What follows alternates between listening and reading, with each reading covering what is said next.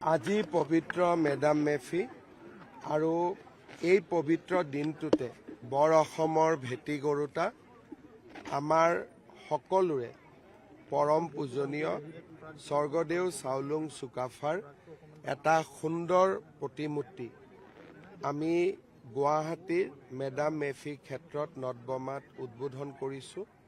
এটা গৌৰৱৰ দিন, সৌভাগ্যৰ দিন। কেন্দ্ৰীয় মেডাম মেফি উদযাপন সমিতি আৰু আমাৰ ৰাজ্যিক কেন্দ্ৰীয় মন্ত্ৰী পবিত্ৰ মাৰ্ঘেৰিটাই এই প্ৰতিমূৰ্তিটো নিৰ্মাণৰ ক্ষেত্ৰত বিশেষ আগভাগ লৈছিল। মই তেখেতসকলকো ধন্যবাদ জনাইছোঁ আৰু আজিৰ এই পবিত্ৰ দিনটোত আমাৰ পূৰ্বপুৰুষসকলৰ প্ৰতি মই মোৰ শ্ৰদ্ধা নিবেদন কৰিছোঁ।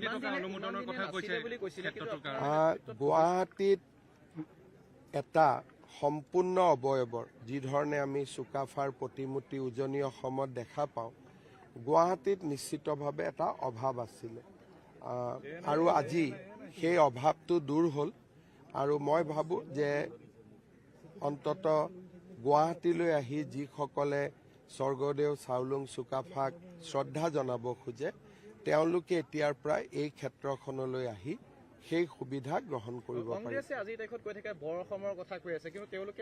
কংগ্ৰেছে যিটো এটা বৰ ডাঙৰ শব্দ কৈছে, এতিয়া আপোনালোকে যাওঁতে মানৱেন্দ্ৰ শৰ্মা কমপ্লেক্সত আপোনালোকে ৰেকৰ্ড কৰি যাব। তেওঁলোকে কৈছে নতুন বৰ অসম। নতুন বৰ অসম মানে কি? বৰ অসমটো স্বৰ্গদেউ চাওলুং চুকাফাই 600 বছৰ আগতে 1200 খ্ৰীষ্টাব্দতে নিৰ্মাণ কৰিলে। নতুন মানে কি? তাৰমানে চাওলুং চুকাফাৰ বৰ অসমখন নহয়। নতুন বৰ অসম মানে কি? যে অবৈধ বাংলাদেশীসকলক সংযোজন কৰি তেওঁলোকে এটা নতুন বৰ অসম নিৰ্মাণ কৰিব খুজিছে।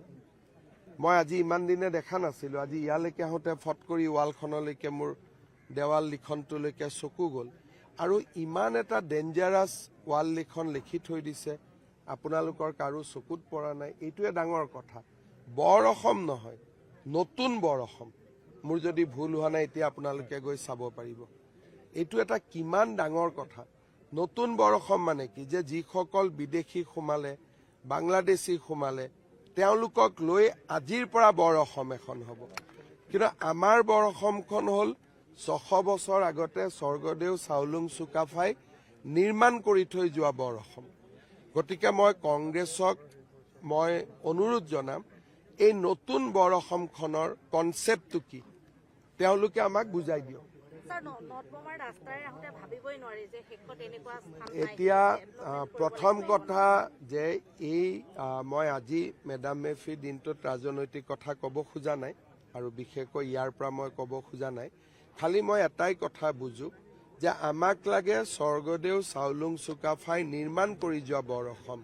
নতুন বৰ অসমৰ আমাক প্ৰয়োজন নাই। ইয়াতে মই ভাবো যে ইয়াতে আমি ৰাজনৈতিক কথা বতৰা পতা বা উত্তৰ দিয়াটো বহুত সমীচীন নহ'ব।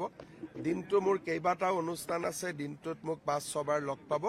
বেলেগ অনুষ্ঠান সকলোৱে আপোনালোকে শুনিলে। যিকোনো খবৰৰ বাবে যোগাযোগ কৰক আমাৰ এই নম্বৰত 9181 307 221।